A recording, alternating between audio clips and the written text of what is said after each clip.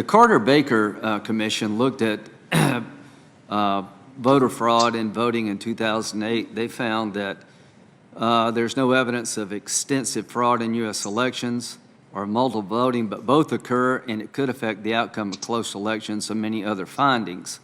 The absentee ballots remain the largest source of potential voter fraud. That's what the Carter-Baker Commission said, not me. The Carter-Baker report said, recommend to reduce fraud, recommend prohibiting third-party organization candidates and political party activists from handling absentee ballots. I think that's related to ballot harvesting. So my question for Ms. Abrams, do you support voter identification laws? Yes. Okay. Do you support? There are 35 states in the United States that have had voter identification laws. Okay.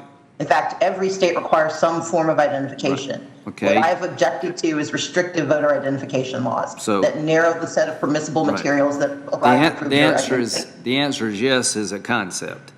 Do you support the idea that voting should be limited to American citizens? Yes. Do you support that we should have, do you support ballot harvesting? Are you familiar with that term? I'm familiar with the term of art that's been propagated to describe a variety of efforts. But for example, on Native American reservations where they are precluded from access due to underfunding to reach in a timely fashion locations for voting, I do believe that it's appropriate for tribal elders to collect the ballots and retrieve them and use a single source of delivery to provide those ballots and thus provide Native Americans with the opportunity to participate in elections. Do you support it beyond Native American voting? As I've said, I believe that it depends on the situation and that the term of art that is being used describes a variety of behaviors, and each of those behaviors should be examined for utility and for veracity, and to the extent that they help voters participate in elections in a lawful manner, they should be permitted. Okay. Do you believe the Republican majority in Georgia, House, Senate, when they are making the changes to your state voting laws, do you think they're motivated by trying to suppress the African American vote?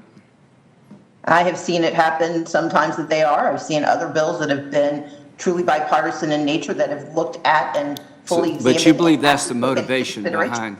Do you believe that's the motivation behind these laws? I believe the motivation behind certain provisions in SB 202 are a direct result to the increased participation of communities of color in the 2020 and 2021 elections.